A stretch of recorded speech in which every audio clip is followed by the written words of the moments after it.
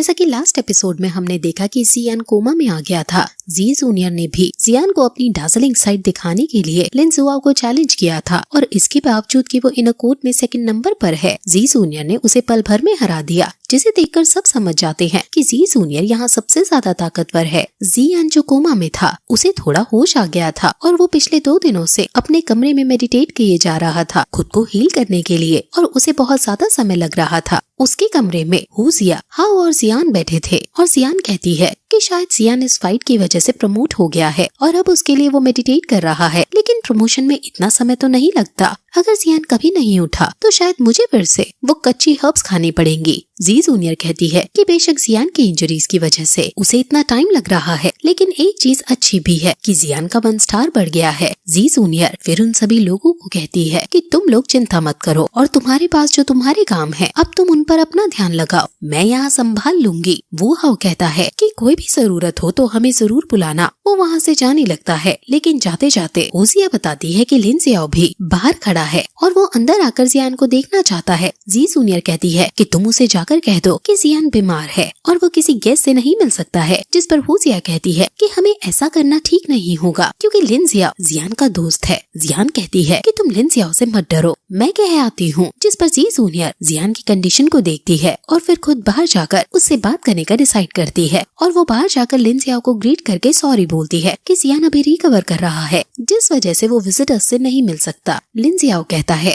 कि कोई बात नहीं, मैं तो बस उसके लिए हीलिंग एलिक्सिर्स लाया था, तुम उसे मेरी तरफ से ये दे देना। जी जूनियर कुछ सोचती है, लेकिन फिर उसे वो ले लेती है और उसे जियान की तरफ से धन्यवाद बोलती है और वहाँ से जाने लगती है। लिन जियाओ और भी बातें करना चाहता था, लेकिन जी जूनियर कहती है कि अगर कोई बात नहीं है तो मैं अब चलती हूँ, मुझे जियान की टेक केयर करने जाना है। और फिर वहाँ जियान आकर खड़ी हो जाती है, जिसे देखकर लिन जियाओ अपने पैर पीछे कर लेता है और जियान को ग्रीट करके वहाँ से पीछे मुड़कर चला जाता है। जी जूनियर अंदर आकर बैठ जाती है और जियान को देखने लगती है, घूरने लगती है और याद करने लगती है कि कैसे उसने जियान के साथ अपना बचपन बिताया, कैसे वो साथ में खेला करते थे, कैसे यहाँ आकर उनके बीच करीबियां आई और कैसे वो एक दूसरे से इतना ज्यादा प्यार करने लगे। और फिर थोड़ी देर बाद वहाँ हलचल होने लगती है और जियान को होश आने लगता है। जियान के अंदर से कई सारी एनर्जी बीम्स निकल रही हैं, लेकिन तभी उसके मुंह से पॉइजन ऑरा बाहर निकलता है जो पूरे कमरे में फैल जाता है, लेकिन जी जूनियर अपने ऑरा से उसे हटा देती है और जियान के पास जाकर उसे जगाती है और कहती है कि तुम फिर से प्रमोट हो गए हो। जियान कहता है कि हाँ, और इस बार मैं 5 स्टार दौलिंग पर पहुँच गया हूँ।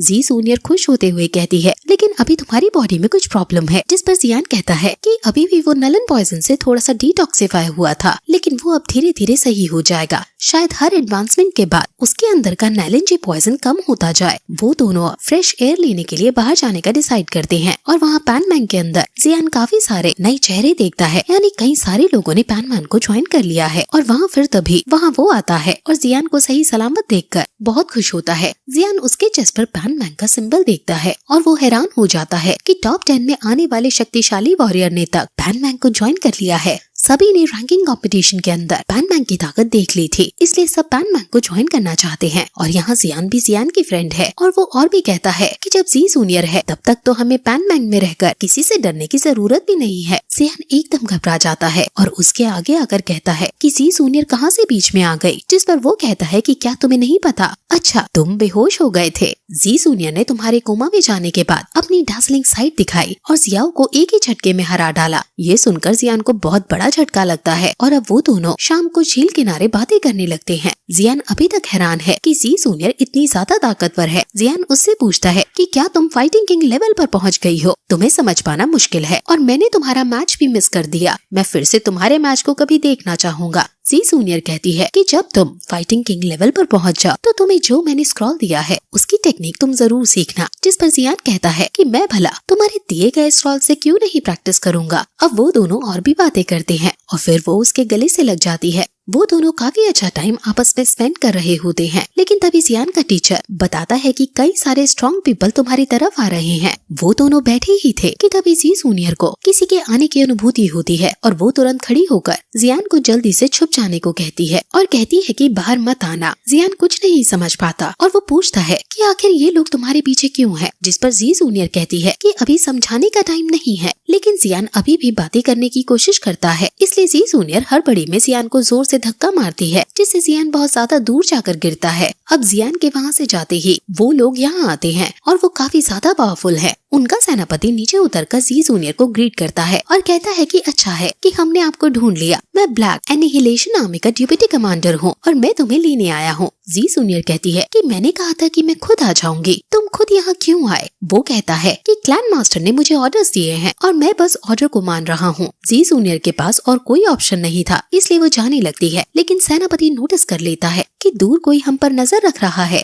और उसके सैनिक तुरंत वहाँ आते हैं और जियान को उनके सामने शो होना ही पड़ता है। जी जूनियर सैनिकों को रोकती है और जियान से पूछती है कि क्या तुम ठीक हो? सेनापति कहता है कि अगर मैं गलत नहीं हूँ तो तुम जरूर यूजलेस जियान हो, तुम हमारी जी जूनियर के काबिल नहीं हो, इसलिए इससे दूर रहो। जिस पर जी जूनियर उसको चुप कराती है और कहती है कि जियाओ फैमिली के हमारी फैमिली के साथ रिश्ते अच्छे थे और तुम उनकी आज इस तरह इंसल्ट कैसे कर सकते हो भला? जिस पर सेनापति कहता है कि हमारे क्लैन मास्टर ने आपको लाने के साथ ये भी कहा था कि अगर मुझे जियान दिखे तो मैं उसे जियाओ फैमिली की लोकेशन पूछ लूं। क्या तुम मुझे बता सकते हो कि की कहाँ पर है? जियान कहता है कि कौन सी की? मुझे किसी की के बारे में नहीं पता। जी जूनियर भी सेनापति से कहती है कि मैं जियाओ फैमिली में कई सालों से रह रही हूँ और मैंने भी इनको की पाने की कोई खबर नहीं सुनी। तुम्हें क्यों लगता है कि तुम्हारा ये ख्वाब इतनी आसानी से पूरा हो जाएगा? जिस पर वो कहता है कि मैं बस पूछ रहा हूँ, मेन पर्पस मेरा सिर्फ तुम्हें वापस ले जाने का है। और ये कहकर वो जी जूनियर को बुलाने लगता है। ये सुनकर जियान बहुत दुखी हो जाता है और जी जूनियर भी दुखी होकर जाने लगती है।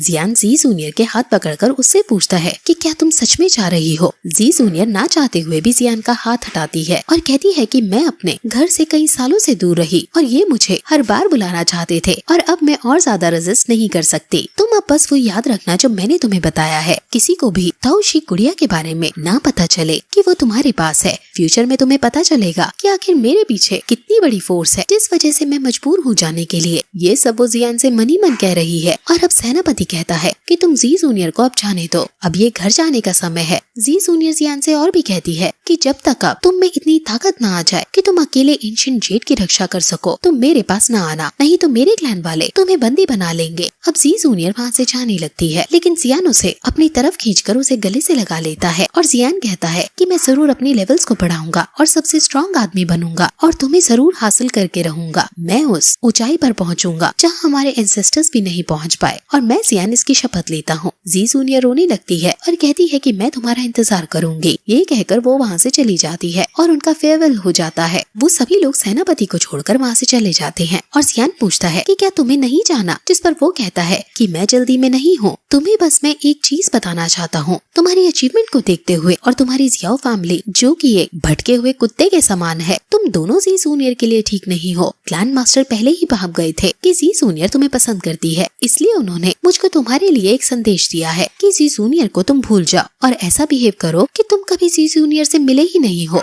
जी जूनियर की हमारी क्लैन में बहुत रेप्यूटेड पोजीशन है और जो उसके जितना ताकतवर होगा वो ही उससे शादी करेगा, तुम उसके वर्दी नहीं हो। जियान कहता है कि ये तुम पर डिपेंड नहीं है कि तुम जज करो कि कौन वर्दी है या कौन नहीं, लगता है कि तुम मुझसे जेलस हो। जिस पर वो कहता है कि मत सोचो कि एक लेडी की प्रोटेक्शन तुम्हें मिली हुई है तो तुम्हें एरोगेंट होने का अधिकार है। अगर मैं तुम्हें मारना चाहूँ तो तुम बस एक चींटी के बराबर हो। जियान कहता है कि फिर आजमा लो मुझे और वो दोनों लड़ने के लिए आमने सामने आ जाते हैं, लेकिन तभी वहाँ एल्डर आते हैं और कहते हैं कि हमने तुम्हें इनर कोर्ट में घुसने दिया क्योंकि तुमने किसी को ढूंढना था। अब अगर तुम्हारी खोज पूरी हो गई हो तो तुम यहाँ से जा सकते हो। सेनापति वहाँ से जाने लगता है, लेकिन जाते जाते जियान से कहता है कि फ्यूचर में जब तुम्हारे पास मेरे से लड़ने की एबिलिटी हो तब मैं तुमसे फाइट जरूर करना चाहूंगा। अब एल्डर कहता है कि तुम निराश मत हो, ये लोग ऑर्डिनरी पीपल से अलग हैं, लेकिन तुम्हारा कल्टीवेशन टैलेंट इन सभी से ज्यादा है। तुमने अकेले पूरे मिस्टी क्लाउड सेक्ट को हिला दिया था, तुम्हारे पास ये एबिलिटी है। अब तुम्हें खुश होना चाहिए कि कल से तुम्हारी हार्ट फायर टेक्निक शुरू हो रही है और अब तुम्हारे पास द वैंग पर जाने का मौका है और तुम्हें जल्दी से स्ट्रॉन्ग होकर तुम्हारी गर्लफ्रेंड की क्लैन में जाकर उसे हासिल करना है। अब जियान ये सोचते हुए कि वो जी जूनियर को वापस जरूर लाएगा। इसी के संग ये एपिसोड यहीं खत्म हो जाता है।